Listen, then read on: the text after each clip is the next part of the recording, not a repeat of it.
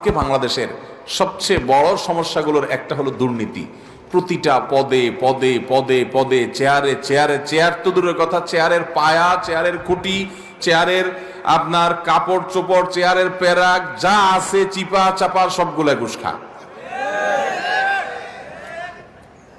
একটা টিকিট কিনতে যাবেন ট্রেনের, নাই, কালোবাজারি হয়ে গেছে, ঠিক না ভাই? ঠিক,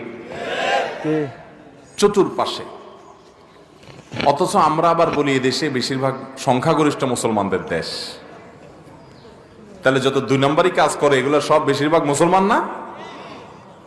কারণ বেশিরভাগ মানুষই তো মুসলমান, নামে মুসলমান। এর নামে মুসলমানের জন্য আল্লাহ জান্নাত তৈরি। অতএব হারাম ছাড়বো তো ইনশাআল্লাহ। যারা সুদের কারবার করেন এই এলাকার, আল্লাহর জন্য এটাকে তালাক দিবেন, ছেড়ে দিবেন, ঠিক আছে তো ইনশাআল্লাহ, এবং হালালে চলে আসবেন। কার জন্য করবেন? যাদের জন্য করছেন